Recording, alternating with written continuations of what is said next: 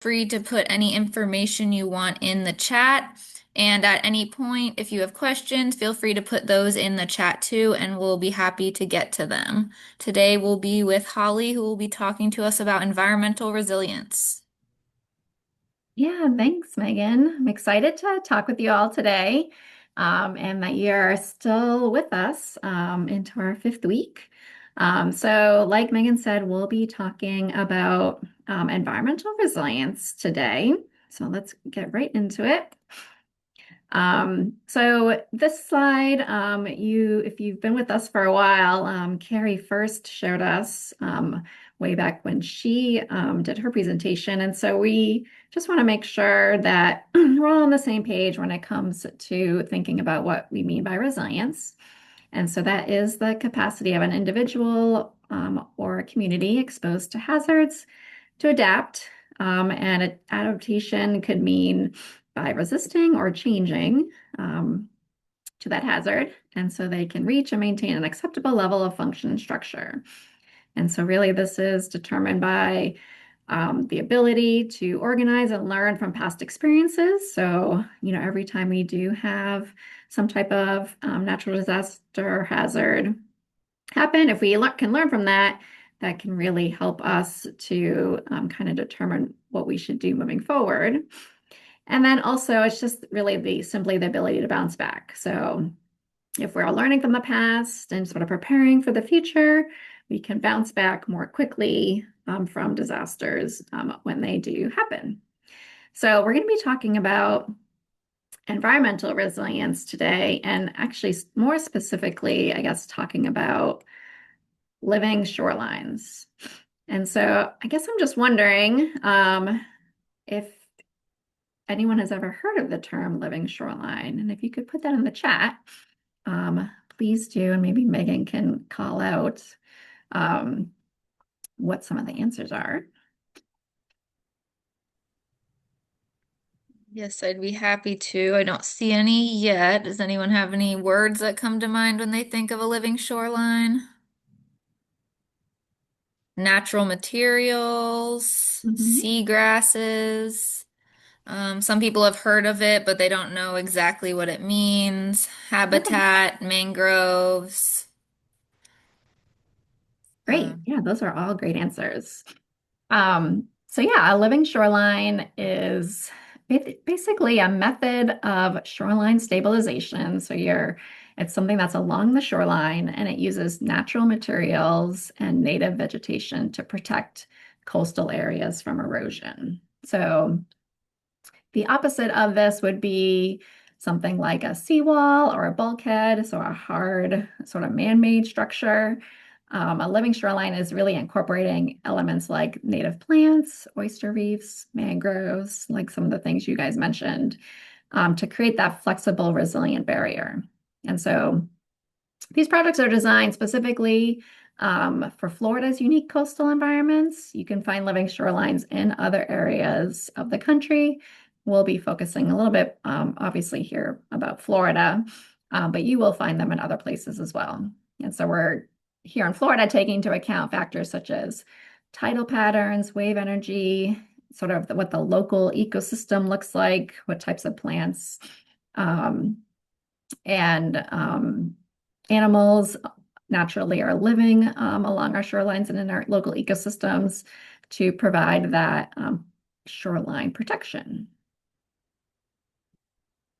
So historically, the response from a lot of property owners has been to construct seawalls. So this is just that hardened structure and it's created in an attempt to slow shoreline property erosion, caused by wave action. Whether that's waves from storms or waves from boats, like a boat wake. So just trying to control that erosion. So these seawalls, or sometimes riprap revetments, which is usually just large rocks, are man-made structures constructed along shorelines with the purpose of controlling erosion. These are usually constructed of concrete, wood, or vinyl, and they form that vertical barrier between the land and the water. Riprap, like I mentioned, is a foundation or a sustaining wall of stones or sometimes chunks of concrete thrown together. and that's used for armored shorelines. You see this a lot in many areas, sometimes along like causeways. You see a lot of riprap used, or along um, bridge abutments, sometimes pilings. Um, and this shoreline hardening using seawalls um, may protect the shoreline, but it reduces nursery habitat and habitat for a lot of other species. So any marine species or foraging habitat for wading birds, they're no longer have like a natural material like say a salt marsh or mangrove habitat to use.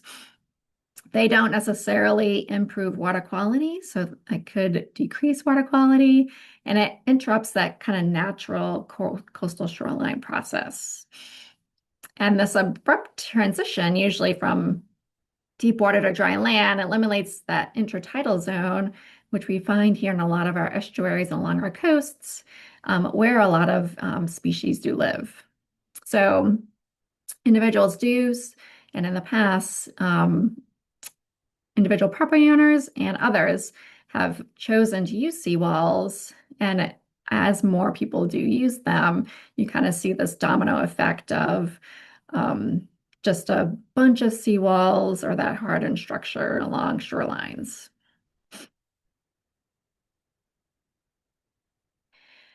So you're probably wondering like how much hardened shoreline is there? And there was this paper that came out in 2015 looking at the amount of hardened shoreline in the United States. This little inset map is showing Florida specifically, but it was looking at tidal shorelines all across the US. And they determined that approximately 14% of the continental US tidal shoreline is armored with seawalls, bulkheads, riprap, and other hardened shorelines. It was about over 22,000 kilometers long. And shoreline hardening is most commonly used along sheltered estuaries and bay shorelines, so areas where you might be going inland into an estuary or a bay, and there might be more um, shoreline where property owners are looking to harden that and protect. So 60% of all of the armored shorelines occur in those kind of sheltered estuaries and bays. South Florida, as you can imagine, has some of the highest levels of shoreline armoring on the Atlantic coast, with heavily developed counties exceeding, 60% of their shoreline being hardened. Um, and so this study in particular looked at or identified things like housing density, economic development, and storm exposure as really the major drivers of that shoreline hardening and why the shoreline has been hardened in the past and into the future. And the South Atlantic and Gulf Coast areas, including much of Florida, contain more than 50% of the nation's remaining tidal wetlands. And so that makes them really vulnerable to this kind of future shoreline hardening and ultimately habitat loss. So without kind of changes in sort of coastal management um, and with, continued population growth, this could lead to substantial increase in hardened shorelines and potentially that loss of habitats like marshes and mangroves through what's called coastal squeeze, where you're sort of limiting the amount of those natural habitats and creating that hardened structure. So this is a great graphic just showing sort of the differences between like living shorelines and other types of coastal structures. So if you're looking all the way to the left, you're looking at a living shoreline that has vegetation only. And so this could be things like salt marshes or mangroves. And so they're along the shore and they're helping to break small waves and kind of slow down erosion along there. You can also have structures such as like edging. So this um, would be maybe more appropriate in areas with higher wave energy. So you could have both vegetation and some other type of um, hardened edge, like a oyster reef or another type of structure where, say, oysters could attach to.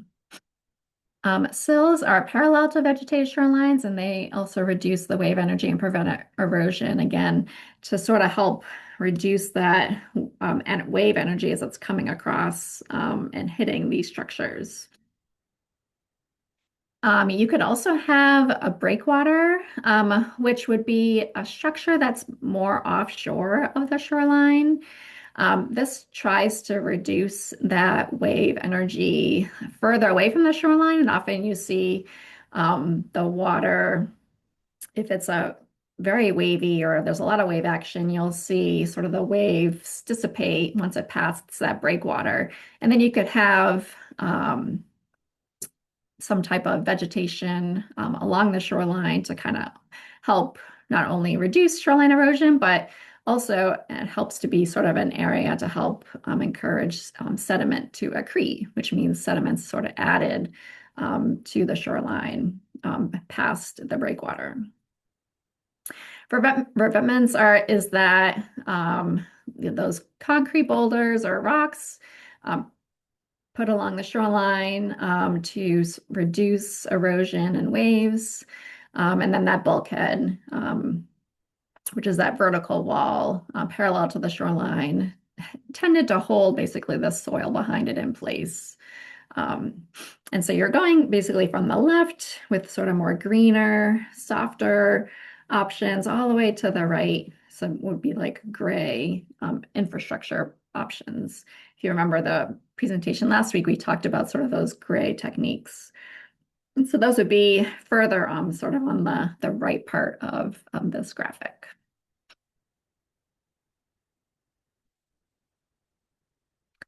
So, you guys are taking or listening to us and kind of thinking about, your own resiliency and, maybe you would be more inclined to have something like a living shoreline.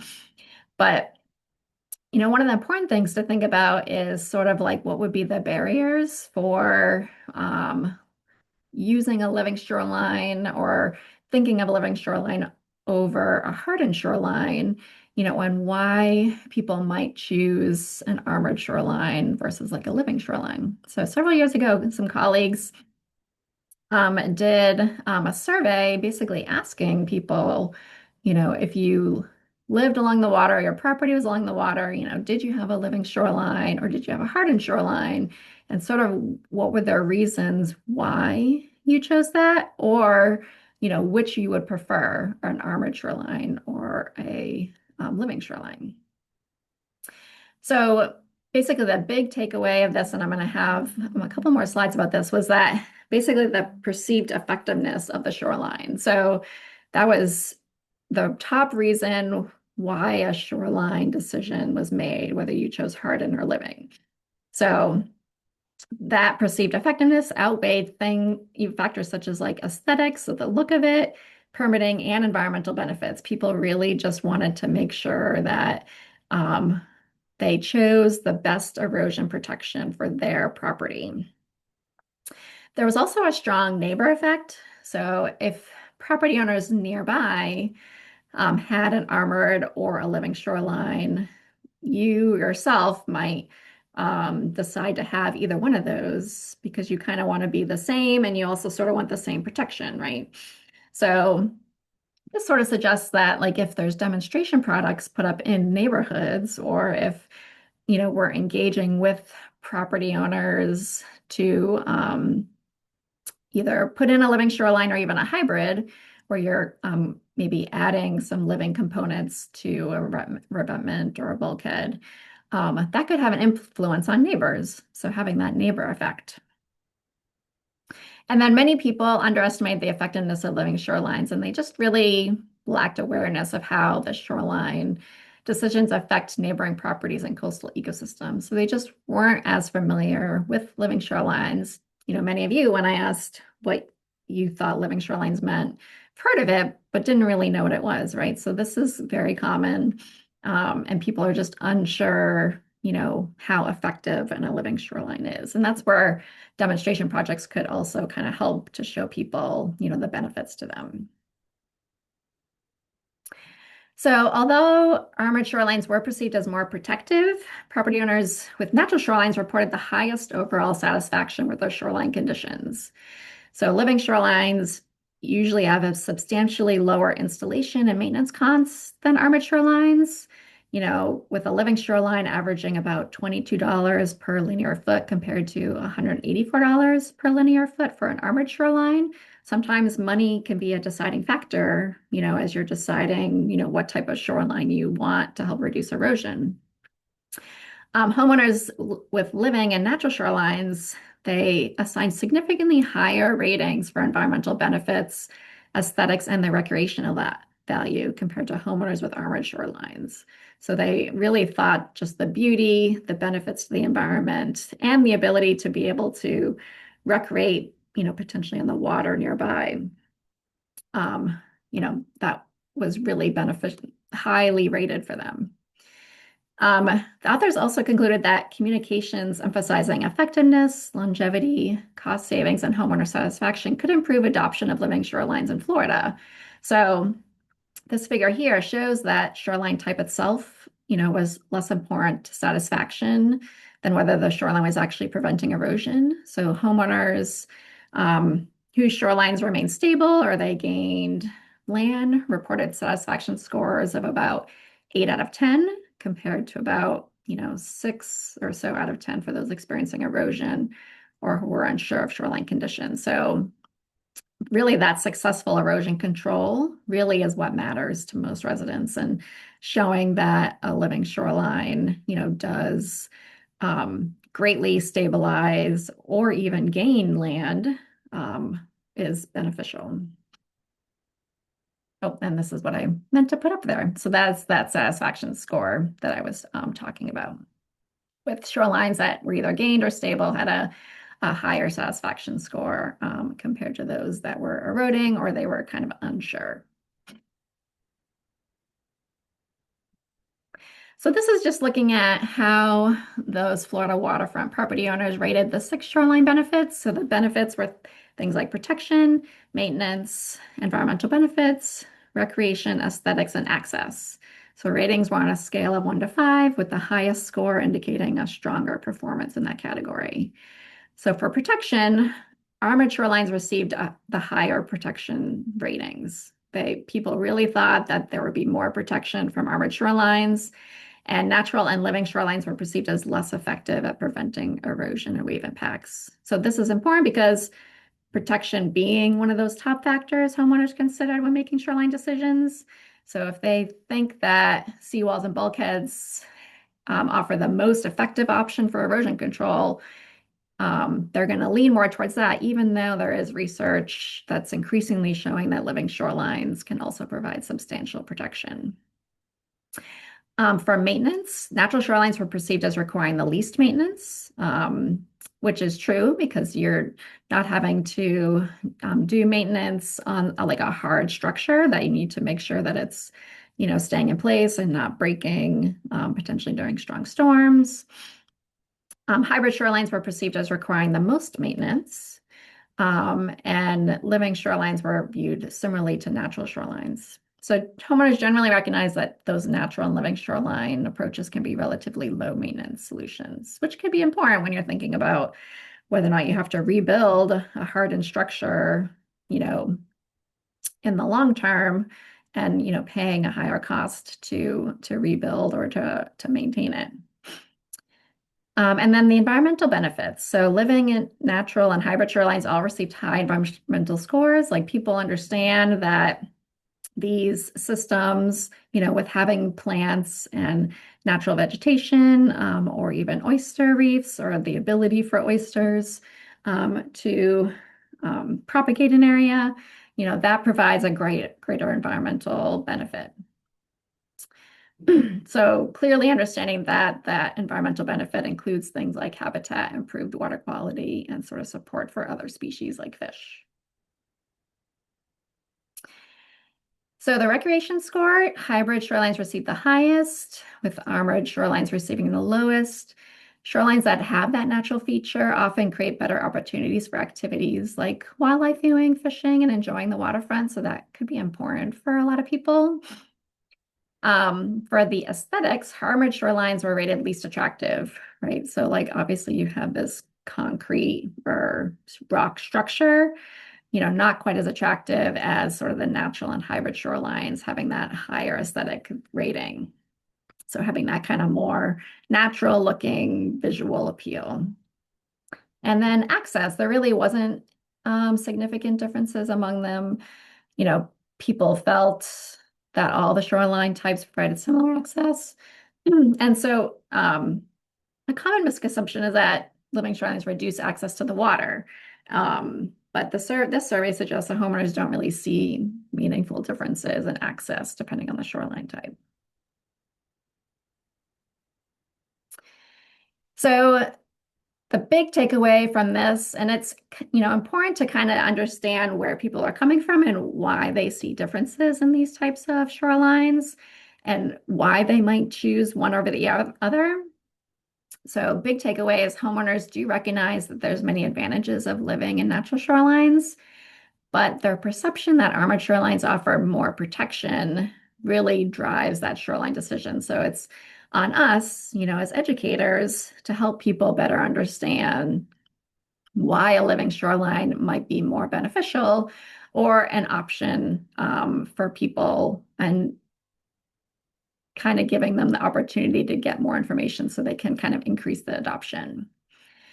So maybe we talk to people about, environmental, recreational, aesthetic benefits of living shorelines, start there, but also talk about like the cost of living shorelines, both in installing and in maintenance, and what that might look like for people trying to decide between a living shoreline and a hardened shoreline. It's not just homeowners too. I guess I should emphasize that we're talking with you all about your resiliency, with your home, but this could also be a community, right? So talking to cities or municipalities about the benefits of a living shoreline on their costs and maintenance, and using that option for potentially municipal properties.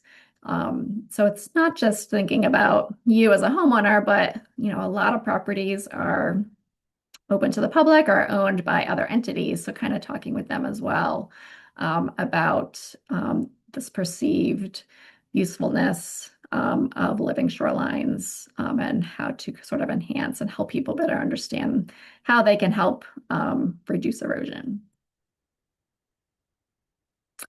So the next couple of slides are just kind of talking about sort of those benefits of shorelines, of living shorelines. So the basically the single most important benefit of living shorelines is protection of the shoreline of both public and private waterfront properties. And so this is reducing erosion, protection from flood damage, and flooding could be associated with wind, tides, and storm surge. Living shorelines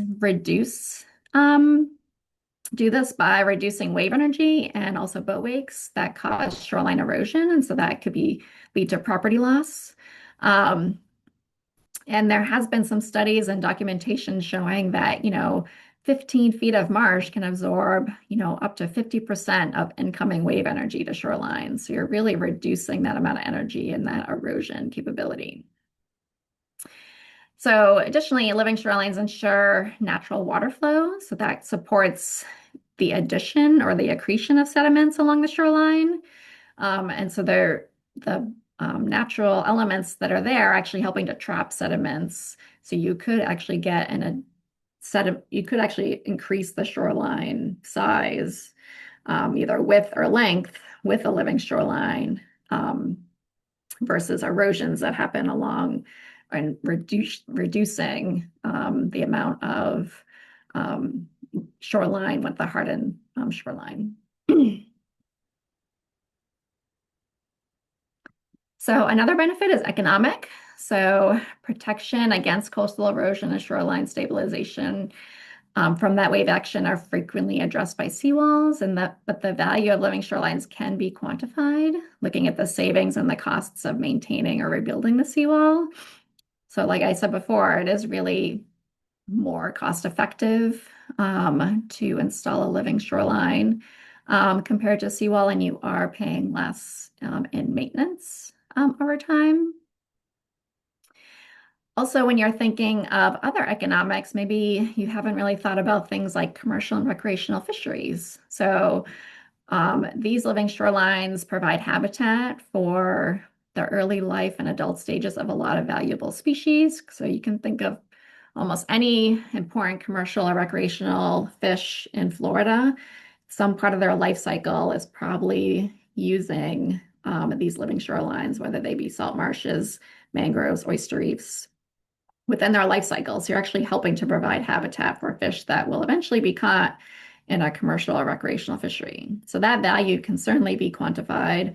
And if you're a boater or you're going out and renting a boat or going out with a guide to boat and fish here in Florida, obviously you want that boating experience and the fishing experience to happen along a natural habitat versus a hardened habitat, right? So you're kind of helping to increase the value of, say, tourism in that component within Florida. And then with a living shoreline, they also help to kind of treat any runoff. So any stormwater that's flowing off of the land into these living shorelines, they do help to sort of improve that water quality of that water that might be coming off the land.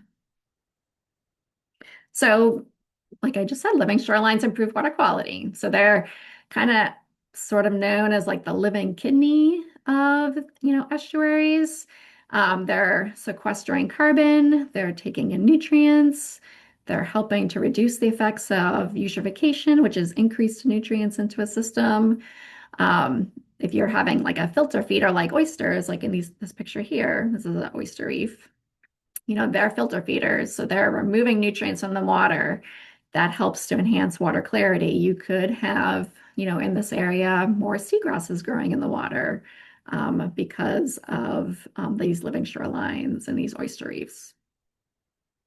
And then they, provide that nutrients, food, habitat for a lot of other species, both in the water and on land. So there are like land animals or birds who are coming to these habitats, to find food. And, a lot of people appreciate the natural aesthetic of living shorelines. So that, they beautify the shoreline. If you are a boater or a kayaker or a paddleboarder, you probably like to paddle or kayak or boat along mangroves or salt marsh habitats, right? It just really helps to enhance those recreational activities and coastal tourism. People want to be recreating in these more natural habitats. And it can increase, the diversity of plants and animals, that are found within these areas. So people who are bird watching or looking at migratory bird flocks that are coming to certain locations, different times of the year, like they're all going to be found in these sort of more natural habitats. Um, and that promotes ecotourism, people coming to these areas to see these different species.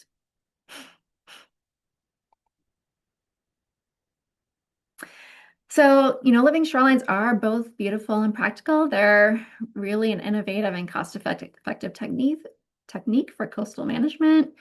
They add attractive, low-maintenance green space and landscape. And so their services to the environment and people include, purifying water by filtering runoff, buffering storm surge, by kind of storing or keeping, that flood water, reducing that erosion by absorbing wave energy and stabilizing the soil, storing carbon, so sequestering carbon within the plants themselves, and even within oyster reefs, attracting wildlife because of the habitat they provide. Um, and there has been more work, looking at, that living shorelines do perform better than hardened shorelines during major storms. So there's been a couple studies, one I think of in Southwest Florida during one of the last hurricanes in the last, say, 10 years, where they actually could put a value to the amount of money people saved from their properties not being destroyed by having a mangrove habitat in front of their property versus having a hardened shoreline. So just think of the ability for these natural shorelines or these living shorelines to help break waves and storm surge and really help, property owners to reduce potentially the amount of money they might have to spend to repair, their property or their homes.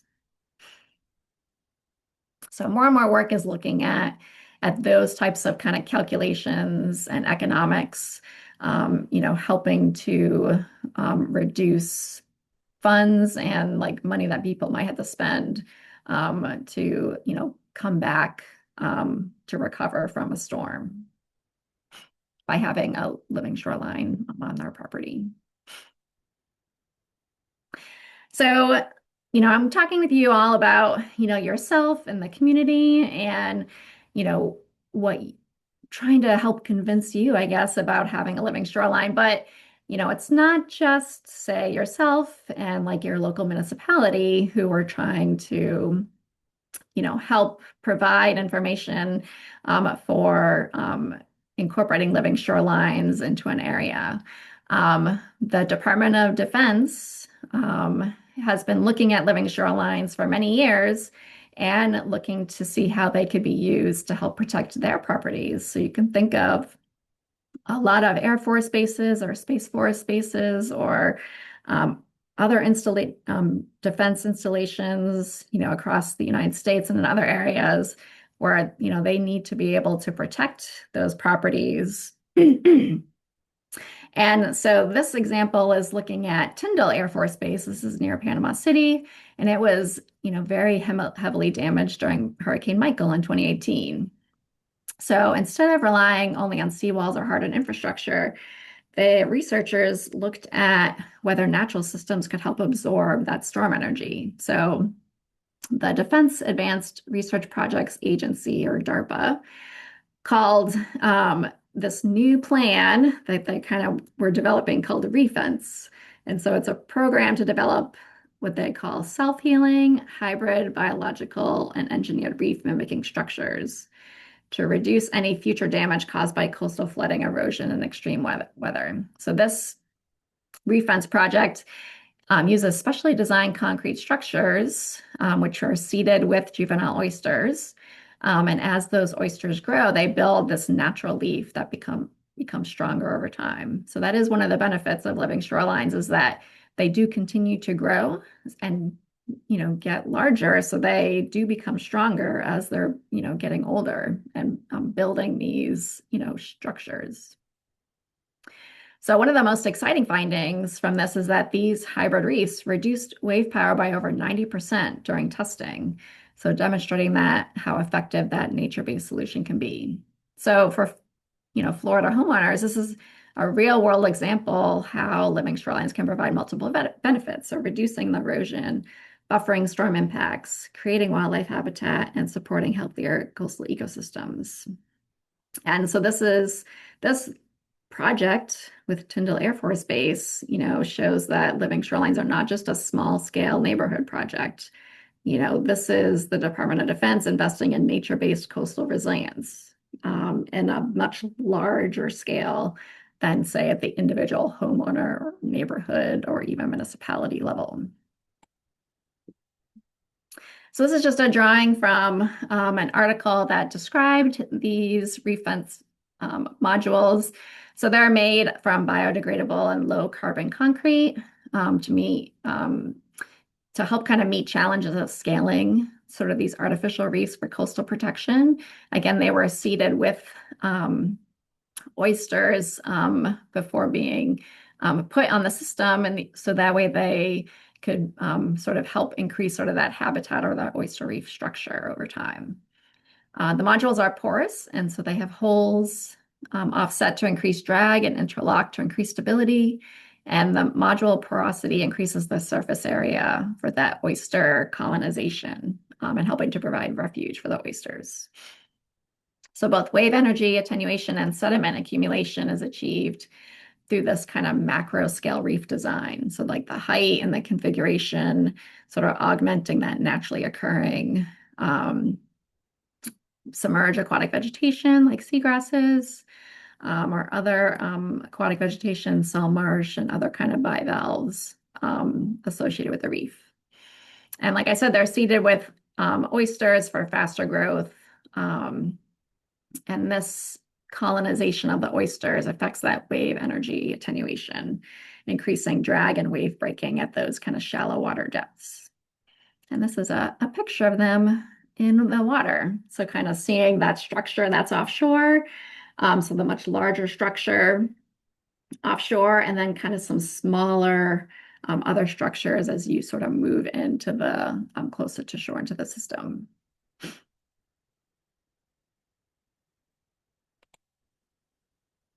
Okay, so I'm going to go a little bit into sort of like the types of living shorelines and sort of the components you have to think about when creating a living shoreline and sort of what you can use within the living shoreline. So whether you have a low energy, a medium energy, or a high energy system, that would sort of determine sort of the different components you can use or maybe how you would arrange your living shoreline.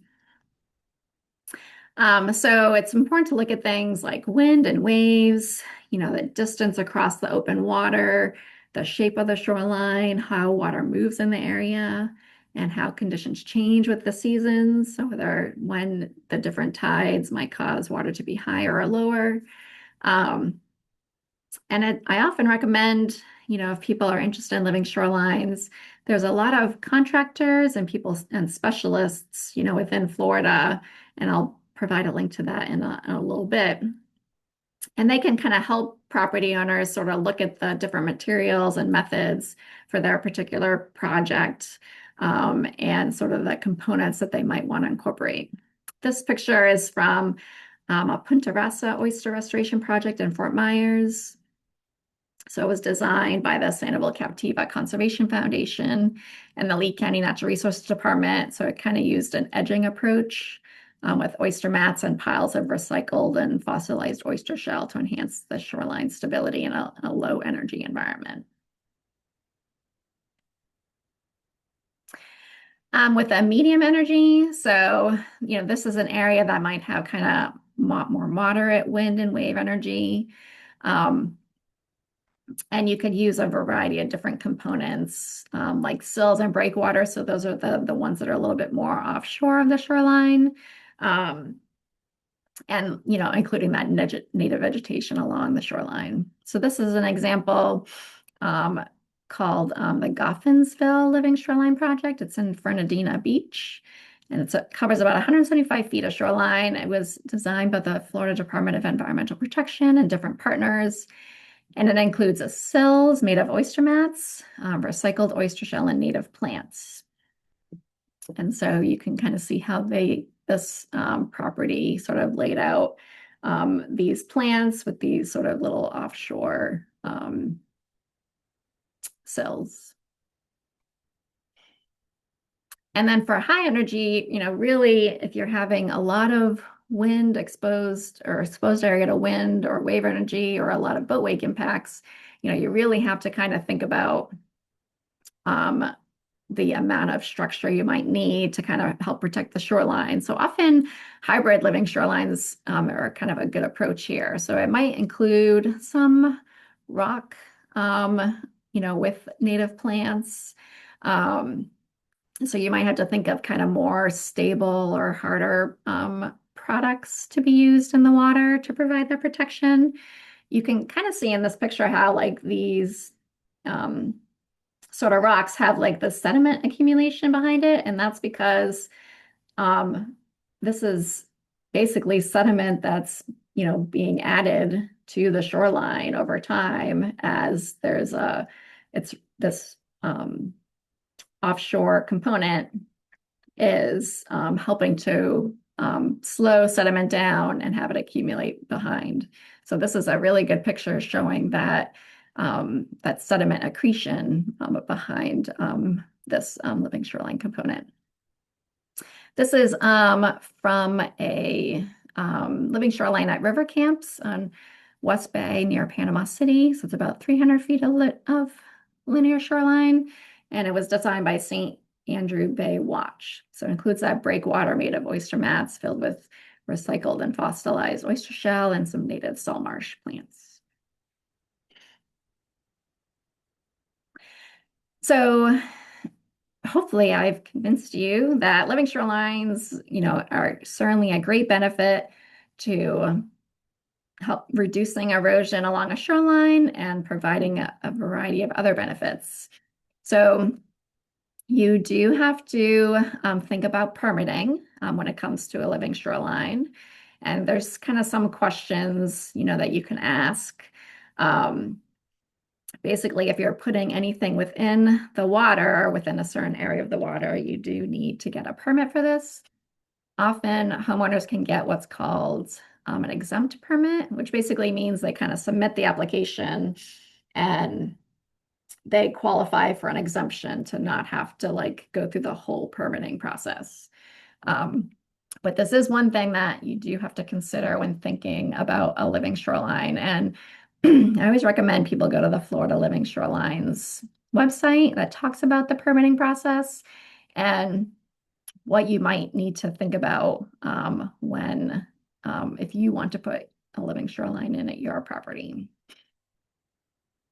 Everyone has to go through the permitting process. So this is kind of not something that you can kind of get out of. So you do have to go through the process. It just might be a shorter depending on the size of your project and what types of components you're incorporating into your living shoreline. So it can seem kind of intimidating, the permitting process, but like I said, a lot of living shoreline projects that qualify for, either expedited or a simplified like review process.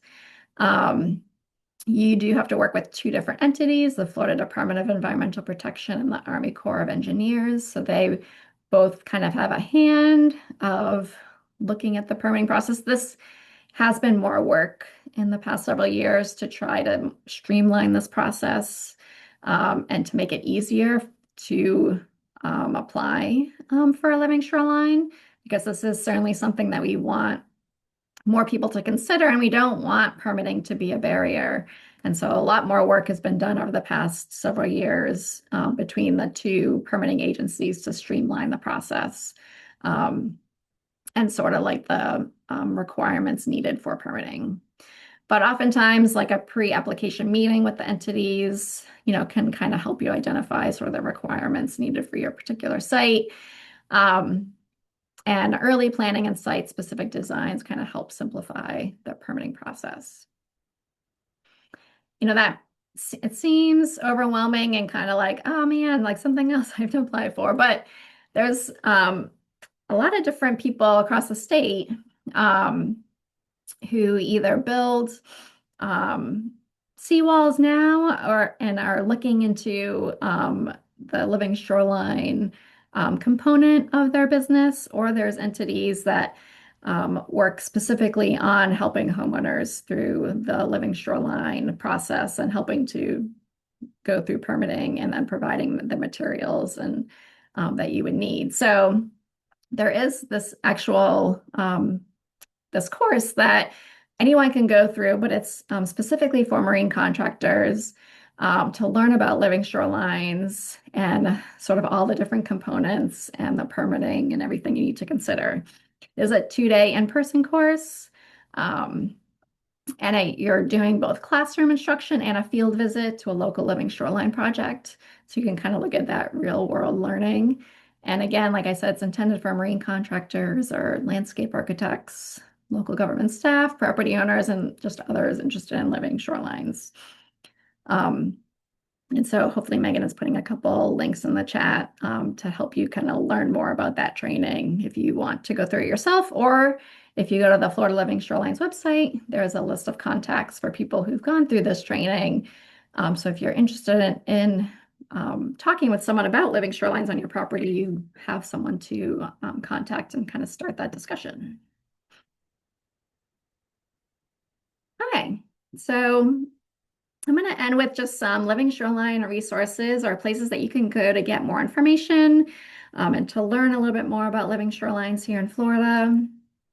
I've already mentioned the Florida Living Shorelines website, but this is a great place to look at specific guidance for living shoreline planning, design, and shoreline resilience.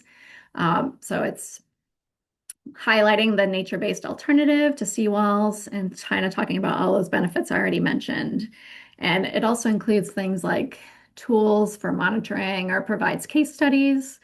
So you can kind of see what other living shorelines across Florida look like.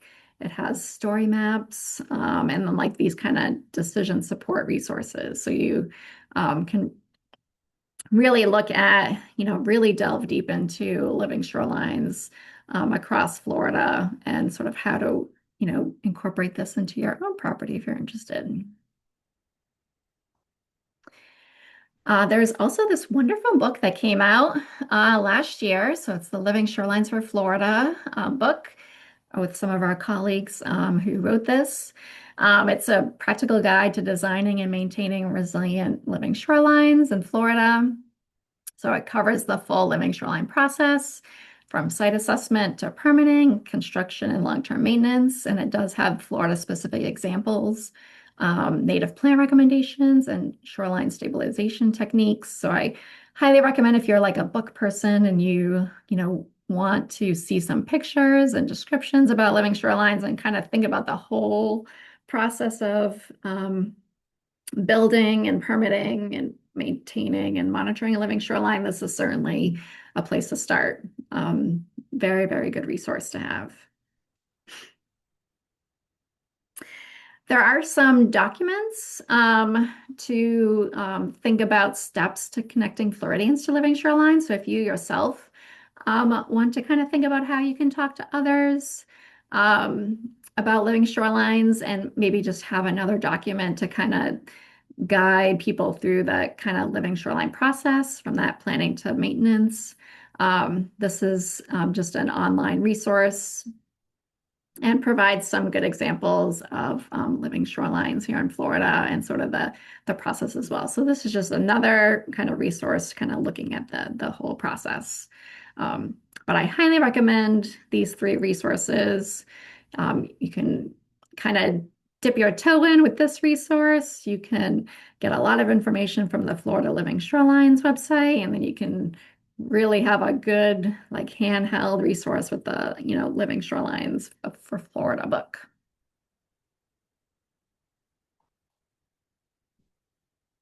So that is all I have. Like we've mentioned in the past, this program came out of a program we did earlier this year called Climate Smart Floridians, and where we were looking to more specifically talk about like resilience within the community. And so if you have an interest in either the Climate Smart Floridians program or this program being offered in your area or being offered again, please take a picture of that QR code on the left. And, your local extension office is certainly a place, where you can find more information about topics we've talked here and lots of other topics that we haven't mentioned. I think I was talking with someone the other day about how, if we do this program again, it would be really great to talk about, food security, when it comes to resiliency, something that maybe we don't always think about. And then I will take any questions. Thank you so much, Holly. We didn't have any questions in the chat yet, but if anyone has any, please feel free to type them in. I'm also going to share a additional resource of a Living Shorelines video if you want to go learn more about it on your own. And next week we will also be having our final talk, which is based around your bonus questions or topics that you'd like to learn more about. So we've been compiling a list of questions and things that people have had throughout the series. But if there's a topic that you haven't had enough experience with or you want to learn more about, please feel free to type it in the chat or email us in the next week or so if you think of something, and we'd be happy to address it in our next meeting. And if you have questions now, of course, Holly would be happy to answer them. Yes, definitely. And while you're thinking on those, I'm going to launch our poll. If you wouldn't mind answering a few short questions, it would really help us get some feedback on our presentation today.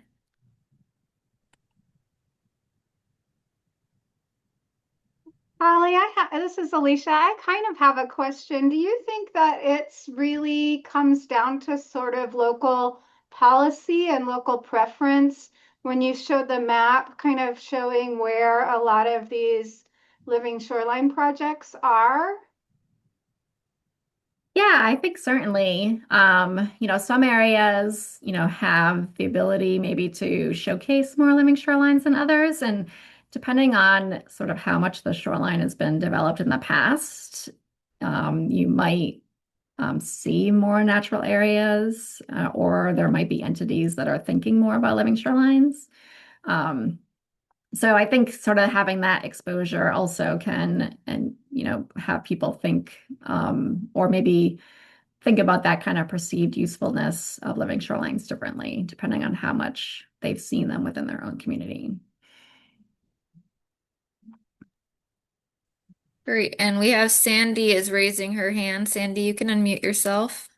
Yeah, hi. And I just saw Cindy Silvestri's comment. We've gotten a number of questions at the help desk from people who live in a gated community and back up to like the whatever freshwater area is there, or who live along canals, and about what they can plant, what permits they might need. Would this be addressed in any of the references that you have? They're not along the ocean or a river per se, but just curious. Yeah, what I've talked about is mainly is coastal focused. So it'd have to be like along an estuary or a bay, or the ocean. But there are other, you could still do a living shoreline along a freshwater system. You would just be thinking more about different types of plants, probably. So you might not always necessarily have an in-water component. Yeah, But you could do other types of plantings. I always, I know a lot of people think about this when it comes to like stormwater ponds and stuff. So yeah, people are always, exactly. yeah, so they're like, oh, I would really like to help reduce shoreline erosion, along my stormwater pond. And so stormwater ponds are much different because they were created for flood control. So it's a man-made structure. But there are certainly resources, and actually, Eben, who was with us last week, is really heavily involved in things like stormwater systems and thinking about shoreline erosion along ponds and what people can do. So that um, would relate a little bit more to last week's discussion. Okay. But if you are like on a river, like say the Suwannee River, the St. Johns River, like one of those natural rivers. That certainly would be another area where more freshwater plants could come into play, um, for your living shoreline. Um, and I'm not as familiar with, Megan put in a link into the chat about freshwater pond plants, but Oh, thank you. um, the freshwater plants that you might consider for some of our Florida rivers, like St. John's or Suwannee and others, Caloosahatchee, St. Lucie. Um, you'd have to kind of look more locally, maybe ask more locally at your extension office what types of plants would grow within that area, because it's certainly, um, depending on where you are in Florida, you're going to have different types of freshwater plants that would be located in your ecosystem nearby. Well, thank you, because as I said, I'm at the help desk in St. Lucie County. So, and as I said, we've gotten questions. Mhm. So, thank you for the information, and I'll make a note of it and, make sure it's available at the help desk. Yeah, thanks. And at least in where you are, Sandy, Dr. Vincent Encomio, he's the Sea Grant Extension Agent for St. Lucie County, and he actually co-wrote that book that I put up. So he certainly would be a great resource for coastal systems, but also might have some connections in the freshwater realm within that region that maybe you can help reach out to. Great questions.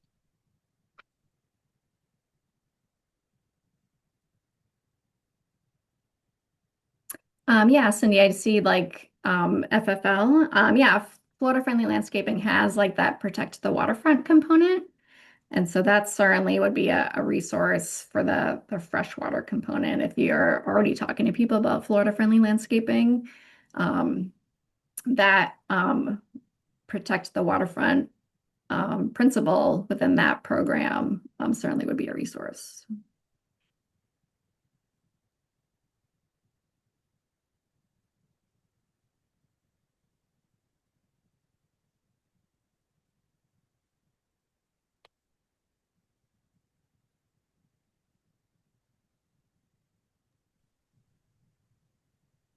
Okay, well, if no one else has any questions, we appreciate your time. If you think of any, please feel free to reach out to any of us and we'll send out these links and updates soon. And if you have any topics, again, that you'd like to have addressed in next week's talk, please feel free to reach out to us with those.